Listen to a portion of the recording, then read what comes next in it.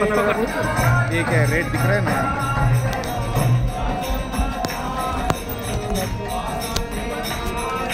चालू करिए थोड़ा पकड़। जया गौरानी आगे लगा दो ना, एकदम सामने। हाँ थोड़ा सा आगे करो, तो बहुत नीचे हो। आगे लगा दो।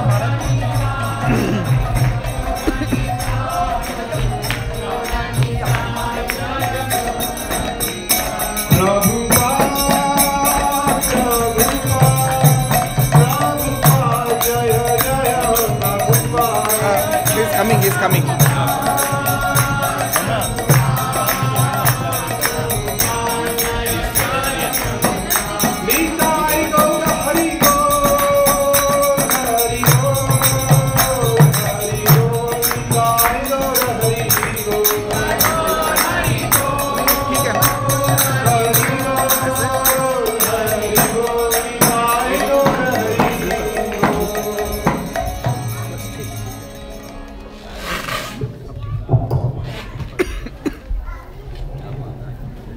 Hare Krishna. Welcome everyone. So we are very fortunate to have His Holiness Bhakti Rasamrita Swami Maharaj amongst us. He's come back to Sydney after 1 year and we're very curiously waiting for Maharaj. So Maharaj has been associated with ISKCON for the last 25 years. He joined ISKCON in ISKCON Mumbai and now he is here in Sydney with us for next 10 days. There's lots of programs. Please go to iskcon.com.au and check out his programs and get as much association of Maharaj as possible. Hare Krishna.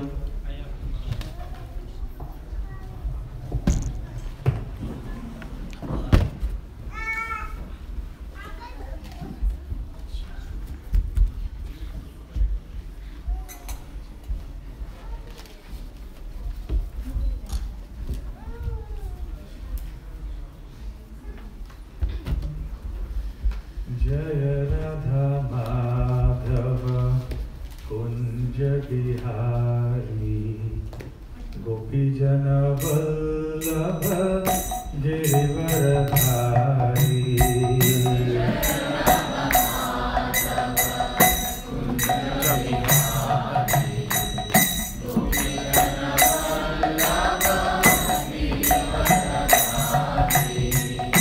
जय राधा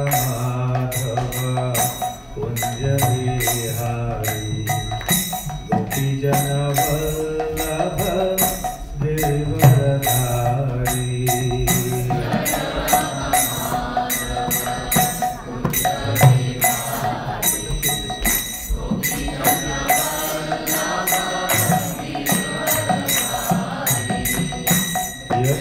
यशोदानंदन ब्रज जनरंजन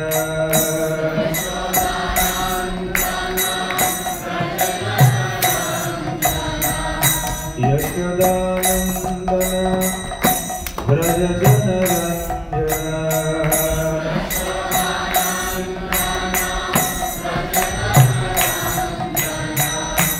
यमुना तीरवनचारी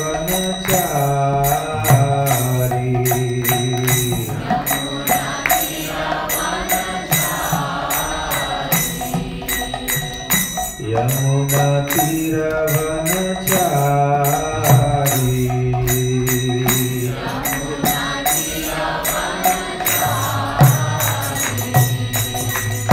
जय राधा माधव कुंज बिहारी गोपी जन Vallabh Girivardhari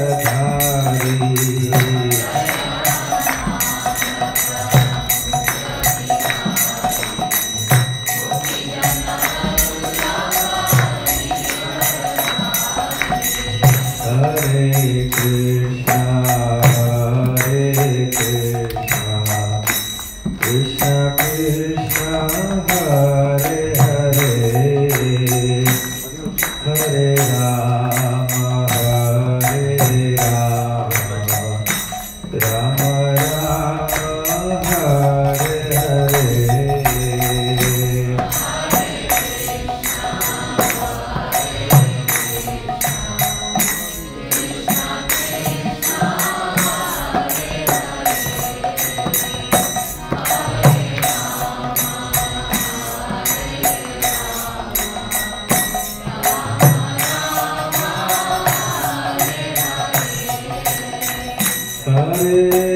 Krishna, Hare Krishna, Krishna Krishna, Hare Hare, Hare Rama, Hare Rama, Rama Rama, Hare Hare.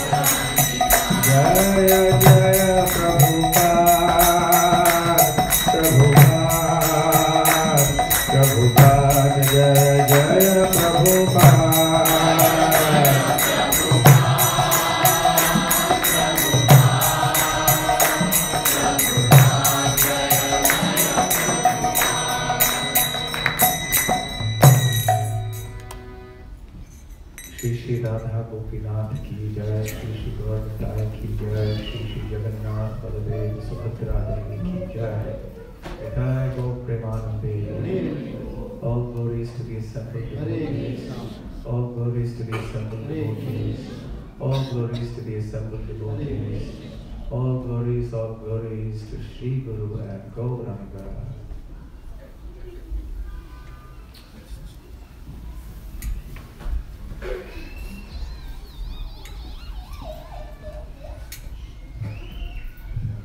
Hare Krishna. Very happy to be back in Sydney amongst all of you. Thank you for coming this evening, even though it is a working day.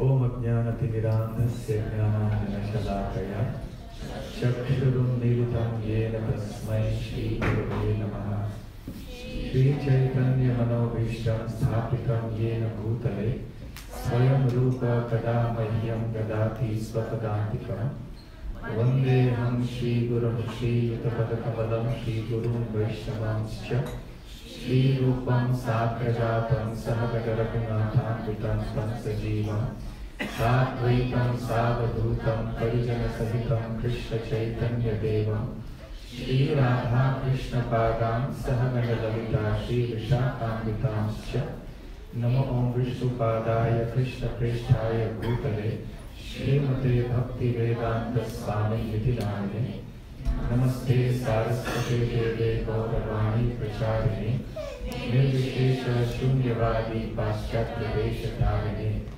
Vancha Kalpatarubhyasya Kripa Sindhubhya Devacha Patitanam Pavanebhyo Vaishnavebhyo Namo Namaha Jai Shri Krishna Chaitanya Hare Hare Hare Rama Hare Rama Rama Rama Hare Hare Hare Krishna. I hope all of you are in very blissful Krishna consciousness and continue to work together to practice and preach Krishna consciousness all over Sydney. Today the topic is offering as the way to receiving. Now it may seem like a strange topic, but actually makes a lot of sense.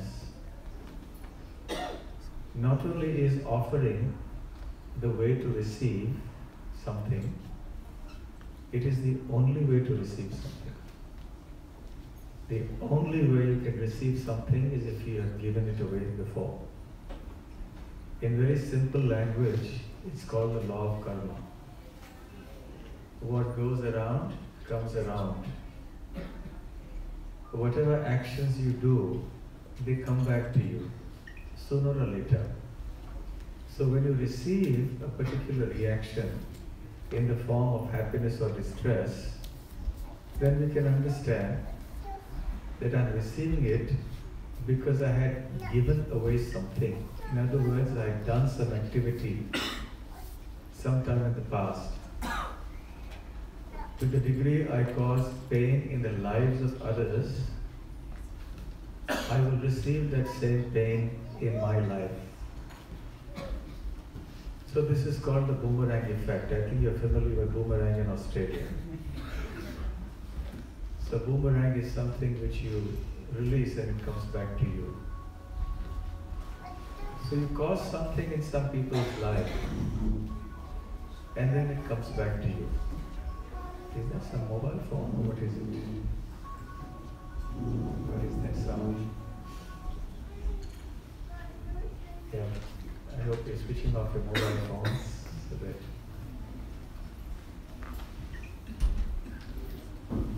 it is in giving that you will receive. So if your mobile phone rings now, when you're in a very difficult position, the phone will ring at that time.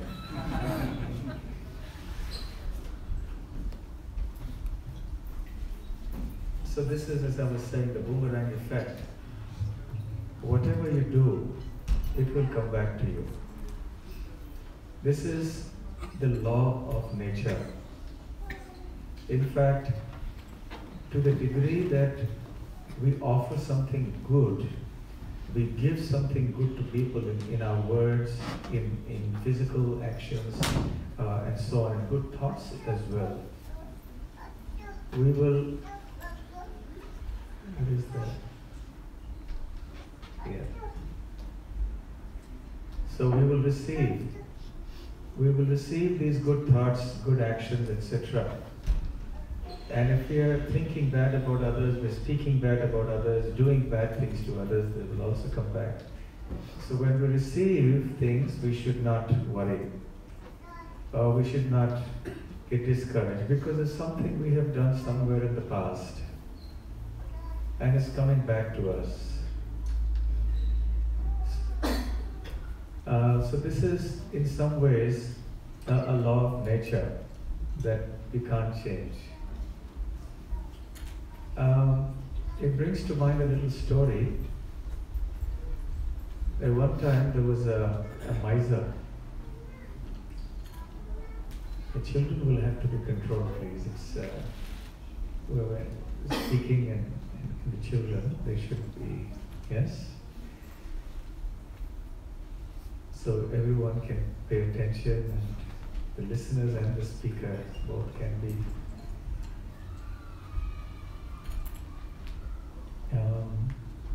Yes, so I was about to tell a story. One time there was a miser. He had never given away anything to anyone, even by mistake. He tried to accumulate things for himself, but he never shared them with others. He never offered them to anyone else. And then one time, naturally, as it happens with everybody, he died. And according to his bad karma, he had to go to the hellish planets. Please don't change the things just as it is once the lecture starts. So he was in the hellish planets. And naturally he was suffering like anything. And he began to pray to Krishna because he had some kind of pious merits. So he had some inclination to serve Krishna. So he thought there's no refuge now, there's no other alternative. So let me pray to Krishna. So he desperately prayed to Krishna. And since Krishna is very merciful to anyone, even if that person is not a devotee, so Krishna was thinking, what should I do to help this devotee? So he went to Chitragupta, the secretary of Yamaraj. Chitragupta keeps all the track of everybody's sins and pious activities and so on. And Chitragupta had these many diaries filled up of all the sins committed by this miser. In this life there was nothing. So Krishna was thinking, this man has somehow called out my name. So I have to think of some way of helping him. So he told Chitragupta, at least look for something that he may have given so I get a chance to go and give back something to him. Because it's only if he has given away something good that he can receive something good. So please examine the previous lives. Are you sure about this life? He said, yeah, nothing in this life I can see. Nil balance. So then he went to the previous lives, one by one, and somewhere way back in one of the previous lives, yes, there was one incident where he had given a rotten banana to somebody. So Krishna is very kind, so he got hold of that. See, he has given something. Even if it is a rotten banana, but he has given away something. You know, there is a statement by Krishnadas Kaviraj Goswami in the Chaitanya Charitamrita, where he says, Ishvara svabhava bhaktir na loy aparad, alpa seva bahumani atma paryanta prasad. The meaning of this is that the nature of the Supreme Lord is that he doesn't take the offenses of his devotees seriously. And this man, well, he was a sort of a devotee. I mean, if he has called out to Krishna, he must be a devotee of sorts. He's not a devotee like all of you, who are very sincere, dedicated, and understand what is Krishna consciousness. But he was a devotee of sorts, something. He had enough sense to call out to Krishna, even when he went to hell. So he must have committed so many offenses, but Krishna didn't take that so seriously because he doesn't do that. That's not his nature. However, even if there is some small good thing that the person has done, Krishna looks at that. And especially if it is a form of devotional service, then alpaseva bahumani. Even a very small service is considered by Krishna to be very great. So much so that in regard or with due regard to that little service that devotee has done, Krishna becomes so obliged. He may even go to the extent of selling himself, Atma Paryanta Prasad. He may bestow himself upon that devotee. So now after scanning the records of many lives, this one activity came out, that he had given this rotten banana in charity to somebody. It was rotten, never mind. He gave something. So Krishna said, okay, I've got a chance. Something now can be done to save this man. So he sent a letter to that man who was in hell. So, and with the message, climb up this ladder and you will be able to escape from hell. So this man started hastily climbing up because he was so eager to get out of hell. And he started climbing. Meanwhile, as you know, hell is very heavily populated. Very high density of population there. So there were many others who were around him, and they saw this man climbing up the ladder and getting out of hell. They said, we also want to go. So they all scrambled to the ladder, and they were all trying to climb up. So as he was climbing up, he saw them below. So with his feet, he kicked them away so that they would not climb the ladder.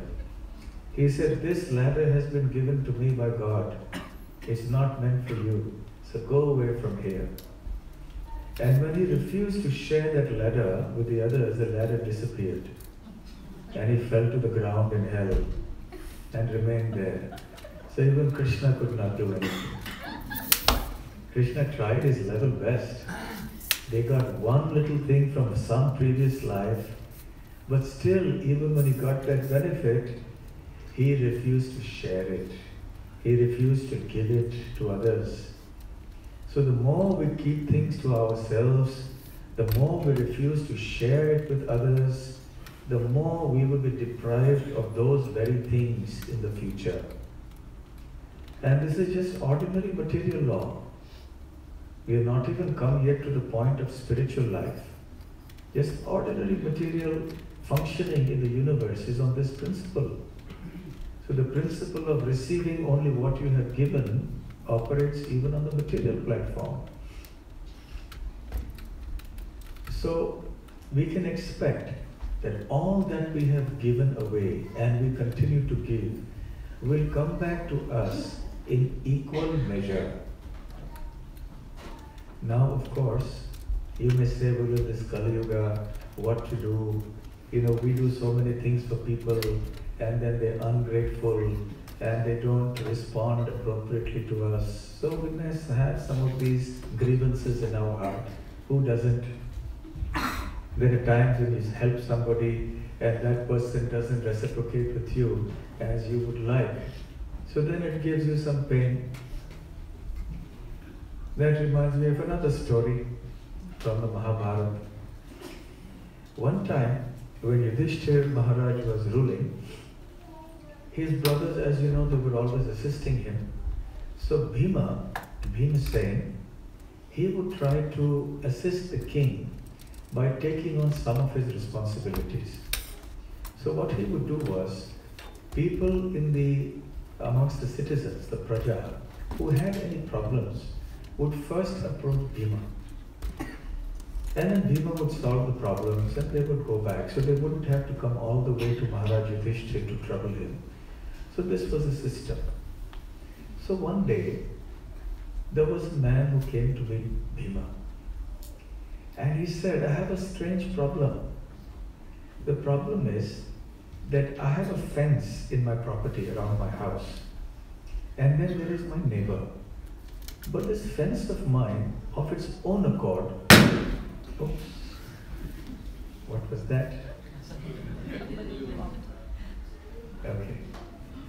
So, he said this fence of mine, very strangely, it just jumps off its own accord and goes into the neighbor's property and plants itself in the neighbor's property. So the neighbor gets angry, why is your fence coming into my property? He said, I don't know, I'm not doing that, but the fence is going on its own. So please solve this problem for me. So Bhima was thinking, this is really a strange problem, what can I do? So you please go to Yudhishthira Maharaj because he is really wise. So he will understand what to do. Soon after that, another man came. He said, I have a very strange problem. He said, oh no, another one. He said, what is your problem? He said, I have a big pot of water. I pour the water from that into many other smaller vessels. And all the water is over and nothing is spilled. Then I pour the water from every single small vessel back into the big vessel and it's only half full. It was formerly full. Then I pour it into the smaller vessels without spilling. When I pour it back, there's half that's missing. So, what is the solution to this problem? We don't understand. Now, Bhima was also puzzled. He said, well, really, I don't know. You better go to Yudhishthira Maharaj and ask him because he's very wise. So he said, all right. Then a third person came along. This third person also he came and he had some issue, he had some problem. And his problem was even more strange. So Bhima said, what is your problem? He said, see, I saw this elephant that was going through the eye of a needle. It went through. He said, really? Bhima said, went through? He said, yes. But that's not my problem. He said, what is your problem? He said, the problem is the elephant went through but the tail got stuck. So this is really strange. Now, Bhima was really thinking, my God, this is really a bad day now. I don't know what to do. All these strange problems are coming to me now. So he said, I think you better go to Maharaj Yudhishthira. He will solve your problem. And he was thinking, I hope there's nobody else to come, but just then a fourth man came. So the fourth man, he said, Bhima is saying, I have some problem. He said, yeah, what is it now? He said, you see, there was a big rock on the street. And somehow the other, because it was in the middle of the street, we all tried to lift it, but it would not budge. We had some strong people, including some wrestlers and all that. We all came and tried to move the rock, but it would not move. And then there was a sadhu who was coming along. And this sadhu was a devotee associated with Radha Gopinath temple in Sydney. And he came, and he just came and he waved his, he had a stick in his hand, he waved the stick and the stone, the rock just moved aside. So what is this? What is the secret behind this? What is the mystery of all this? I would like to know. So Bhimsen was equally puzzled. He said again, go to Yudhishthira Maharaj. Now, all these four people came to Yudhishthira Maharaj one after the other. As soon as the first man had narrated his problem, the second one came and narrated his, and so on till the fourth man. So all four people were standing in front of Yudhishthira Maharaj. And then Yudhishthira Maharaj said, so this means that Kali Yuga is fast approaching. Now Bhima was also hearing, all the others were hearing all this, including these four people. So why do we say that Kali Yuga is fast approaching based on these four very strange incidents? He said, look, let me explain. The first episode was when the man, he came to Bhimasen, and what did he say? Do you remember? The fence is moving to the next property. He said this is an indication of Kali Yuga because in Kali Yuga, nobody is happy with what he has. And everybody wants to have more and more and more, and they also usurp other people's property. They grab other people's wealth and property, and they say, this is mine, this is mine, this is mine. This tendency is particularly prominent in Kali Yuga. So the fact that your fence is jumping of its own accord means that Kali Yuga is approaching, where people will have this mentality of not being satisfied with what they have and wanting to grab things from other people. And what about the second thing? The second thing, what is it? The water in the pitcher. So the water, why is it half full when it comes back into the big pitcher? Well, this is very strange. You see, this is also an indication of Kali Yuga. How is this an indication of Kali Yuga? You see, the laws of nature are such that nobody can violate them, yes? But this was something very strange because in Kali Yuga, things that were considered normal and natural in the previous ages, they all just evaporate. In Kali Yuga, everything becomes very, very complicated. So he said, you see, the problem with the water is because everybody is so concerned about just having their own fill when they're never satisfied with whatever they have. So this is also a symptom of Kali Yuga.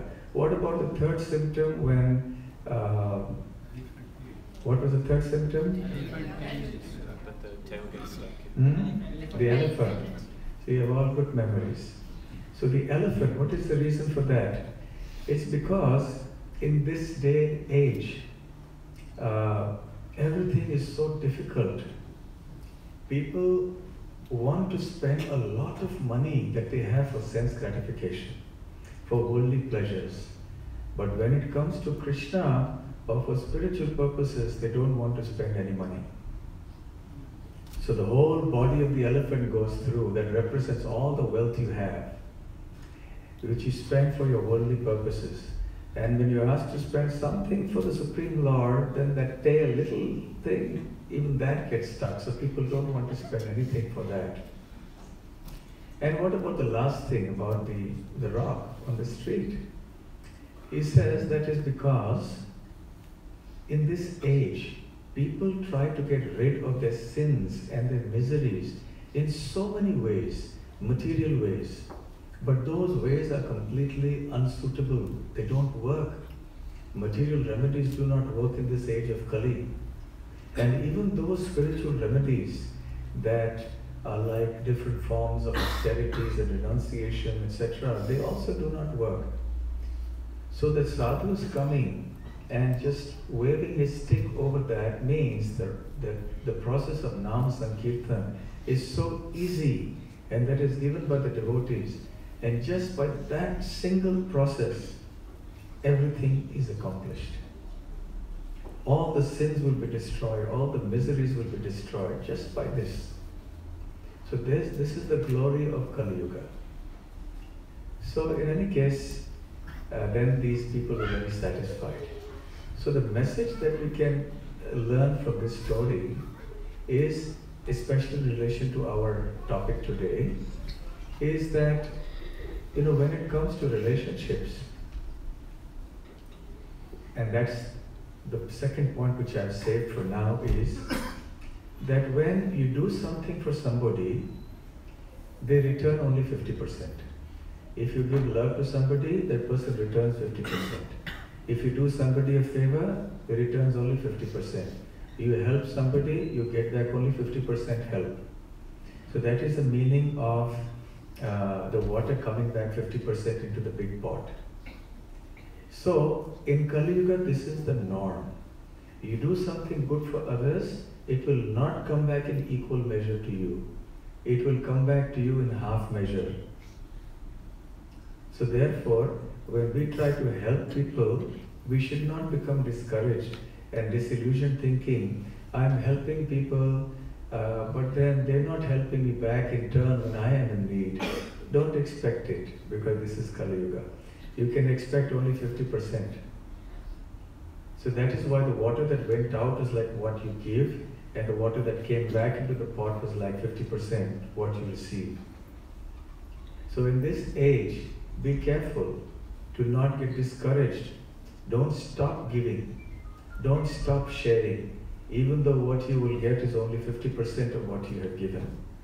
That is a lesson we can learn from this little story.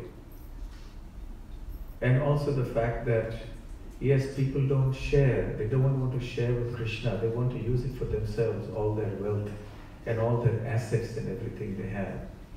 So a devotee of Krishna should share whatever he or she has with others for the service of Lord Krishna. So in this way we see that even on the material platform, although the principle acts, that things come back, the good comes back in equal measure sometimes when we do, but in some situations, when we do good to others, we should not be disheartened if it comes back only in half measure. But this is all on the material platform. What to speak of the spiritual platform? On the spiritual platform, if you help somebody, it will come back in unlimited measure. We cannot even imagine the kind of benefit that we will get. And the term we often use for this is causeless mercy. Causeless mercy, we say, oh, it is by Krishna's causeless mercy, or Srila Prabhupada's causeless mercy that we got this devotion. So what is the meaning or purport of this causeless mercy? Causeless mercy means mercy that is given to us that is far beyond what we deserve, disproportionate to what I deserve ordinarily. I deserve so much, but very kindly Krishna and the devotees have given me this much. So that is the purport of causeless mercy. So therefore in spiritual life, all the material formulae, they don't necessarily work. In devotional life, Krishna acts of his own accord to reciprocate with the love that the devotee has for him. So in Krishna consciousness, if we try to share Krishna with others, we try to help others, including devotees, then automatically Krishna becomes so happy and so pleased, he will give us enormous benefit. in terms of spiritual advancement and mercy. Now, when we offer something to Krishna, or offer something as a service to Krishna to somebody else, what Krishna is looking at is not so much what we give. He's not even looking at how much we give. He's actually looking at what is the consciousness with which you give it. Is your consciousness that, okay, I'm giving it to him so that I've heard this formula is there, the calculation that I'll get it back. So I'll do it with the calculation that I will receive something. No, that's not the right attitude. Is it then that I'm giving it to him so that I should be seen as a person who is very charitable and who likes to help other people, and I go out of my way to help people so that other people appreciate me for that? No, that's also very subtle self-interest. So when we help people, it should be such that we will be completely pleased even if nobody knows about it. And it should be done in such a selfless manner that even that person may or may not reciprocate. So this is the way of giving in a selfless way. That is the kind of giving or offering that actually pleases Krishna. So in serving others, in helping others, or in serving Krishna in some way, in whatever way, one of the many forms of devotional service that we do, this is the principle we have to keep in mind. We don't seek any glorification, we don't seek any appreciation, or even acknowledgement. Although it is human nature, we want to feel appreciated sometimes and encouraged, that is all right. But we should not become despondent or morose when that doesn't come. Because ultimately what Krishna is looking at is our devotion. You see, when you are spiritually minded, then you start thinking, what can I give to Krishna? I can only give to Krishna what is mine, but nothing belongs to me. Everything is Lord Krishna's property. So then where is the question of me offering anything to Krishna? It's like someone going into Ganga and offering the water of the Ganga into the Ganga, because that is the way of worshipping Mother Ganga. So in the same way, everything that we have, that we claim to be ours, is not ours. It belongs to Lord Krishna. As we know from the Ishopanishad, Isha Vasyamitam Sarvam Yat Kincham Jagatyam Jagat Tena Tyaktena Punjitha Ma Kridah Kasya Svittanam. So the Ishopanishad says that everything animate and inanimate in this world belongs to the Supreme Lord. We have only what belongs to our quota, what is given to us as our quota, that is our right to enjoy. So this is the principle. So if we have a quota that is given to us by our prarabdha, by our destiny, then we should be happy with that. Understanding well that even this is something we have obtained by Krishna's mercy alone. And then when we have this, which is our quota, which we consider our property, for external purposes in human society, we may claim it to be ours. But internally and spiritually, we should know it belongs to Lord Krishna. Because you see, in this, the reality of this world is that if you start telling everybody this is not my property, people will come and take it away from you. So it's not your property, but it's neither their property as well. So they also do not have the right to come and take it. So for legal purposes, for practical purposes, for everyday purposes, yes, we claim this is ours. But internally, the understanding is it's not mine. It belongs to Lord Krishna. So I must use these things for Him, for His pleasure, for His happiness. And therefore, what Krishna is looking at is not the stuff that you offer, not the things that you offer, not the money that you offer. He is looking at the devotion. The most precious thing you can offer, that you can call your own, is your consciousness, your mentality, your bhava. If that consciousness is one of devotion, and then you're offering something to Krishna with that, then Krishna is very pleased. In other words, the offering that you're making primarily is of your devotion, of your pure consciousness. If there's anything you can give up, it is the false mentality of ownership, the false idea that this belongs to me. And then with proper understanding of who is the Lord and proprietor, we offer something to Krishna, then Krishna becomes extremely pleased. And then Krishna doesn't worry about whether we are offering him a very small thing or a very big thing. Therefore, Bhagavad Gita, Lord Krishna says, Patram pushpam phalam toyam yome bhaktya prayachati tadaham bhaktyupaharitam ashnami prayata anaha. He says, if someone offers me, someone meaning a devotee, bhaktya, if my devotee offers me with love a leaf, a fruit, a flower or some water, then I will accept it because it is offered with devotion. So whether one is poor, one is rich, it doesn't matter. Surely even the poorest person on the planet can offer at least some water to Krishna. They can offer at least a leaf, a flower.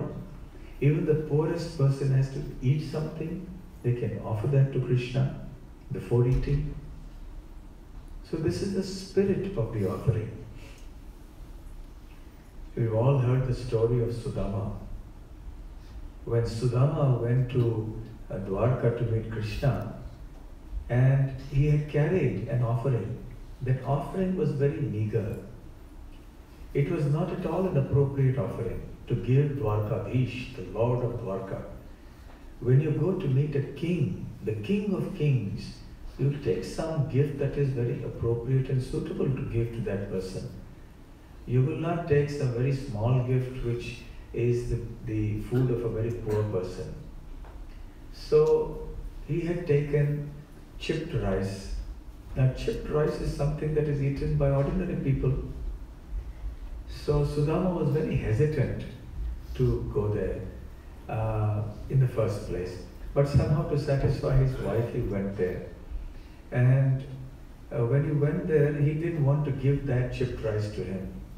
He never asked for anything, even though his wife had urged him to go and request Krishna to give some food to eat so that they would not be so poor. At least they would have some food to eat. They were so poor that they did not even have food to eat. So his wife, out of great anxiety for her husband's health, not so much for herself, but looking at her husband's frail condition because of lack of food, she urged him to go. And to please her, Sudama went. He did not like the idea of going to Krishna to get something material for him, even though it was something as basic as food. He wanted to simply go to see his old childhood friend because there was such a nice relationship of love between him and Lord Krishna. So he enjoyed one night and one day of hospitality. And then it was time for him to return. But he never asked anything from Krishna. On the contrary, when Krishna asked him, please ask me for something, he didn't say anything. And then Krishna asked, you must have got some gift for me. And he said no. He was lying. He was holding that pouch of chipped rice behind his back. And then Krishna forcefully grabbed it and took one morsel of that. And because of that one morsel, Sudama's fortune changed.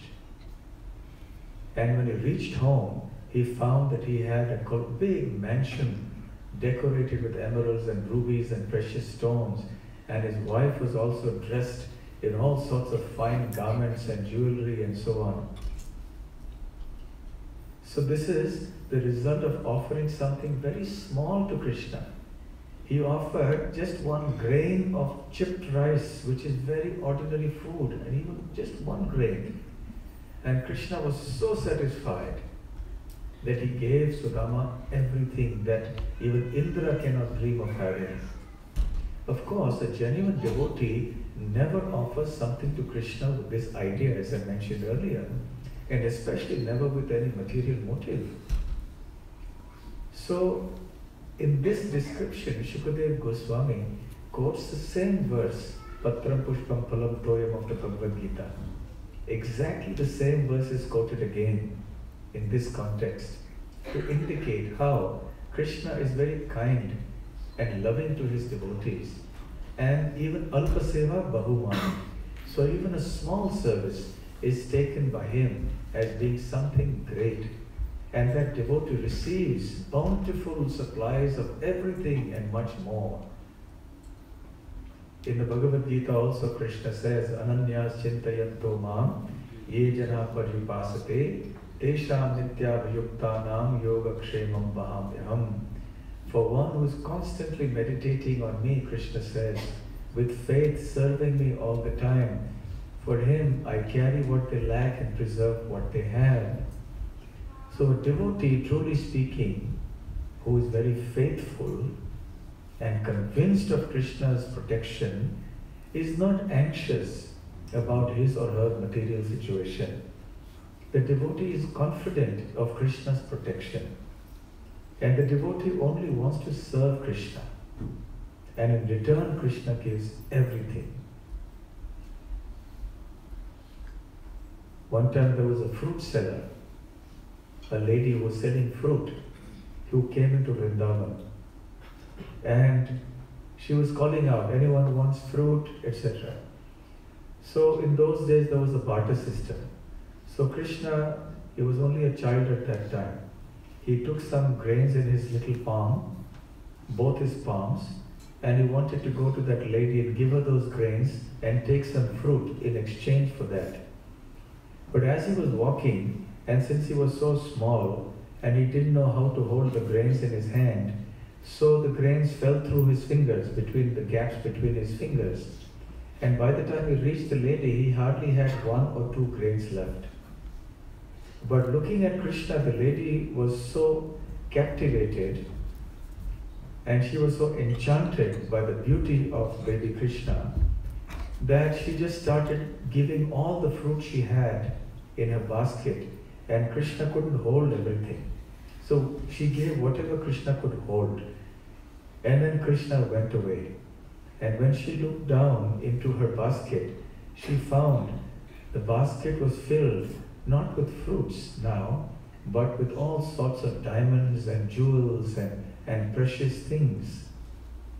Beyond the wildest of her imaginations, she got back so much in return.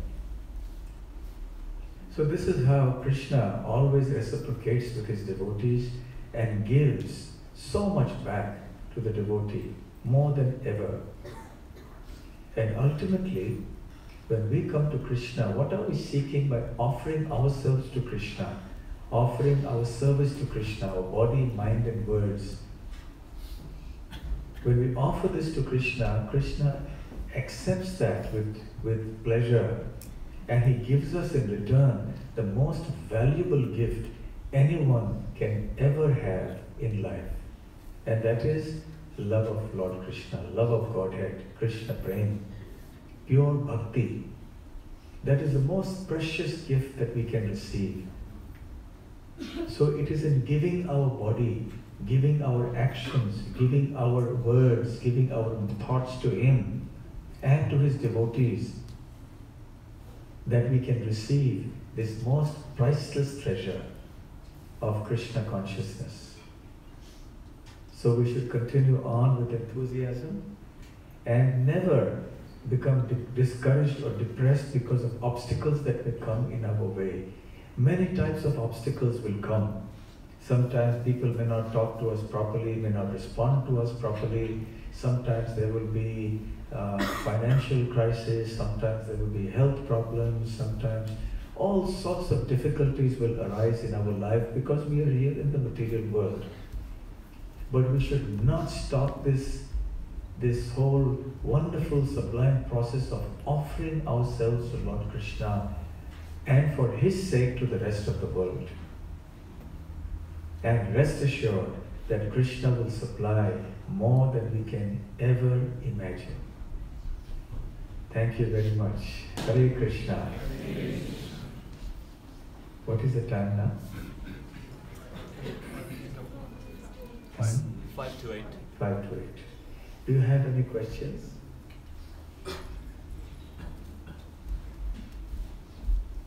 Yes. Hare Krishna Hare Maharaj. Krishna. Many times, especially for newer devotees, they don't really have this relationship with Krishna, and so when they hear things like you should offer it to Krishna and he will reciprocate, they can't really relate to it because they don't know Krishna as a person. They don't really know that there is a person. How can you have a relationship with someone that you don't really know or can't really interact with, so to speak? The question is that when we first come to spiritual life, to Krishna consciousness, we may not have faith or conviction in the fact that we have a personal relationship with Krishna. Well, you see, the relationship comes about by serving, by service. Srila Prabhupada used to give an example that most people today in this generation cannot relate to, but people in the older generation can relate to nicely. He said that when a boy and a girl get married, they don't know each other so well. And so, but they get married, they have to live with each other.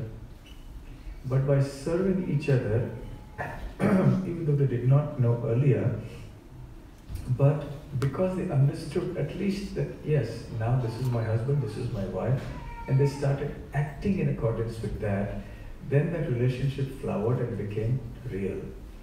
So similarly, in the beginning, we need what is called Sambandha Jnana, knowledge of our relationship with Krishna, that I am eternally part and parcel of Krishna. And my constitutional position is to serve Him and love Him. So when we do that, then automatically the love will develop. Just by the process of service. So somehow or the other, therefore, if we are engaged in service, then everything will happen automatically after that. If we are doing it under the proper guidance. Is there any other question?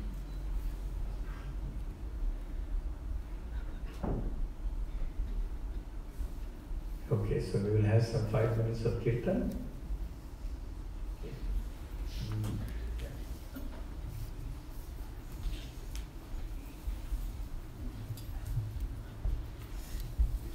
Namo Om Vishnupadaya Krishna Krishnaya Bhutale Srimate Bhakti Vedanta Swami Niti Namine Namaste Saraswate Deve Gauravani Pracharini Shesha Shunyavadi Paschatya Deshatarine Jai Shri Krishna Chaitanya Prabhu Nityananda Shri Advaita Gadadhara Shiva Sadi Gaura Bhakta Vrinda Hare Krishna, Krishna Krishna, Hare Hare, Hare Rama, Rama Rama, Hare Hare. Rama Krishna, Hare Hare, Hare Rama, Hare Rama, Rama Rama, Hare Hare. Hare Krishna, Krishna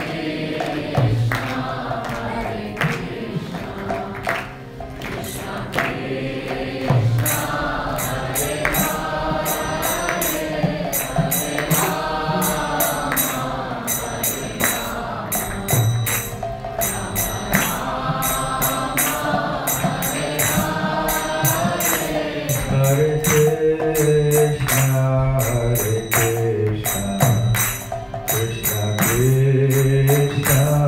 Hare Hare, Hare Rama, Rama Rama, Hare Hare.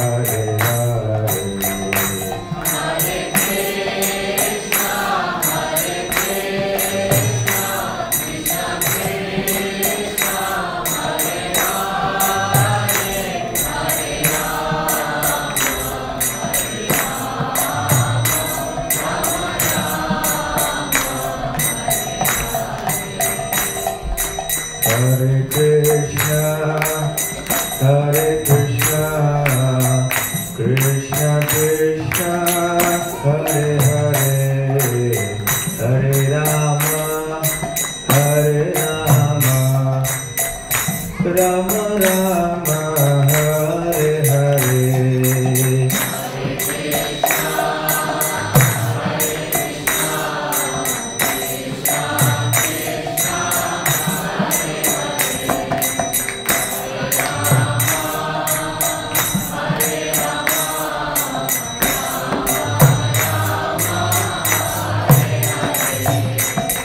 Hare Krishna, Hare Krishna, Krishna Krishna, Hare Hare, Hare Rama, Hare Rama, Rama Rama, Hare Hare.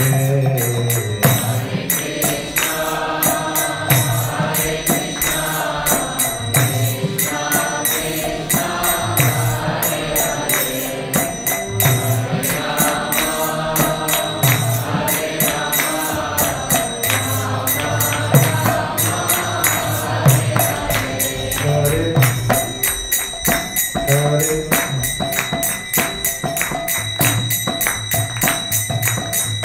Hare Krishna, Hare Krishna, Krishna Krishna, Hare Hare, Hare Rama, Hare Rama, Rama Rama, Hare Hare.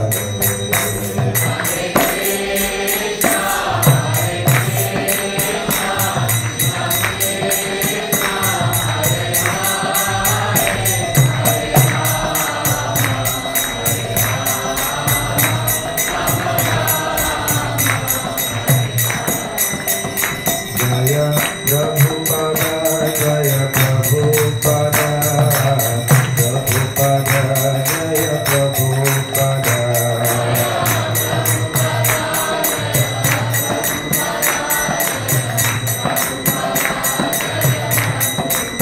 Nitya Gaura Hari Gaur, Hari Gaur, Hari Gaur, Nitya Gaura Hari Gaur.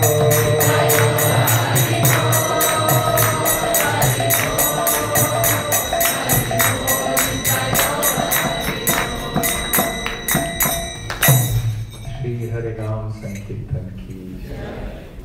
Hare Krishna. Thank you very much. Hare Krishna. Thank you so much, Maharaj, for giving wonderful class. Now we have many more lectures of Maharaj to come in Sydney. Most of you would have seen on the website, but if you don't know, tomorrow. So tomorrow we are having program at Macquarie Fields, Umesh Prabhu's place. Everyone is welcome. It starts at 10:30. Sunday we have program at Varunga at Vaikuntha Ashram at Yasin Prabhu's place.